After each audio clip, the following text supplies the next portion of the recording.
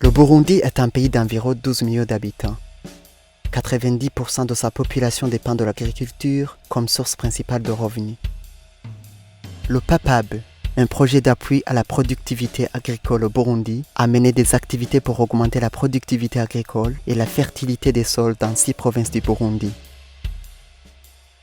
Durant la période du projet PAPAB, le nombre d'agriculteurs inscrits au PNSEB a significativement augmenté.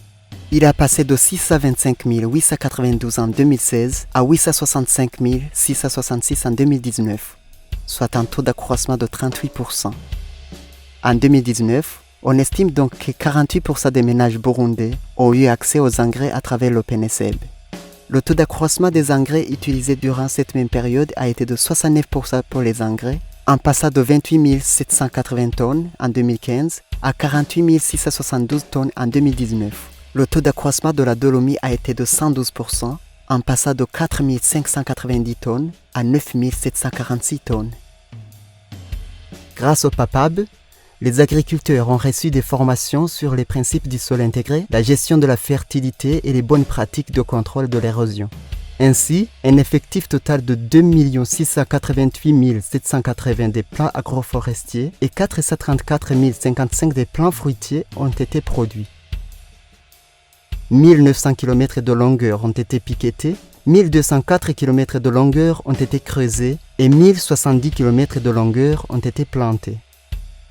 Avec l'approche PIP et grâce au transfert des connaissances à travers les formations d'agriculteurs à agriculteurs, l'effectif des agriculteurs par génération a évolué considérablement, en passant d'un nombre de 817 agriculteurs pour la génération 1 à 5625 agriculteurs pour la génération 2, de 5625 agriculteurs à 12 369 agriculteurs pour la génération 3, de 12 369 agriculteurs à 18 657 agriculteurs pour la génération 4 et de 18 657 agriculteurs à 22 107 agriculteurs pour la génération 5. Avec la même approche PIP et grâce au PAPAB, 59 575 ménages ont élaboré leur propre PIP et 1305 groupes de solidarité d'épargne et de crédit ont été formés pour contribuer à l'inclusion financière. L'augmentation des productions agricoles a quant à elle motivé la formation de 272 associations de producteurs et 40 coopératives pour la gestion post-récolte ainsi que l'accès au marché. Avec le projet PAPAB, l'approche PIP s'étend désormais dans 205 collines des 6 provinces initiales du projet, parmi lesquelles 49 disposent d'une vision collinaire.